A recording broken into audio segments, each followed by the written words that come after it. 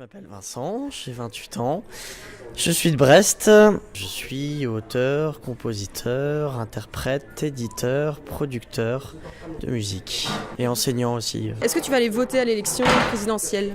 Bien sûr. En fait, dans le système d'élection actuel, il faut malheureusement parfois faire ce qu'on appelle un vote stratégique. Donc du coup, la décision n'est pas arrêtée. En fait, je pars du principe que il faut être le changement qu'on veut voir dans le monde. Donc du coup, j'essaye modestement de montrer l'exemple.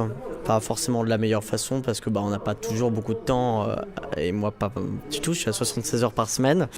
Il y a plein de trucs que du coup j'ai commencé à apprendre, que ce soit apprendre à cuisiner ou autre chose. Et en même temps, je me suis posé plein de questions et je me suis renseigné, j'ai appris plein de trucs. Par exemple, j'ai appris que les banques créent de l'argent à partir de rien. Et quand elles créent un prêt, en fait, elles créent de l'argent. Et donc ça m'a scandalisé. Et donc tout est parti de là, un petit peu, d'un documentaire de Gabriel Rabhi qui s'appelle Pillage monétaire international et qui est extrêmement intéressant. Qui dure 3 heures, je crois. Donc faut avoir la patience de le regarder. Mais on sort de là, on est scandalisé. On a vraiment envie de ne pas rester inactif. Et donc j'ai tâtonné un peu dans toutes les directions. Là j'ai quitté ma banque, j'ai mis mon épargne à la nef, j'utilise compte nickel comme compte courant. J'ai également quitté ERDF et Enedis parce que ils misent à 100% sur le nucléaire. Et donc je suis maintenant à Enercop.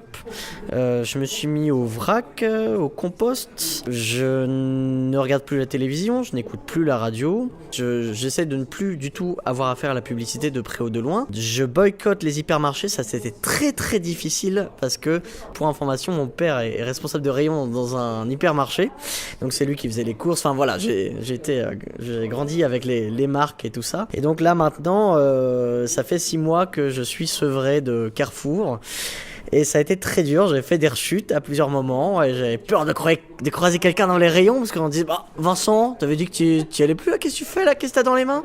J'ai dit ouais mais bon les Kellogg's là c'est vraiment difficile quand même le matin. Vu que j'utilise la monnaie locale de Brest, ça limite pas mal les possibilités, donc les halls, mais la Biocoop les accepte. Donc du coup je vais un petit peu à la Biocoop, mais c'est pas ma source principale parce que je considère que la Biocoop est quand même un hypermarché, c'est juste qu'il fait du bio. Donc du coup pour moi on est encore pas sorti, c'est pas la peste contre le choléra, mais bon, c'est pas l'idéal.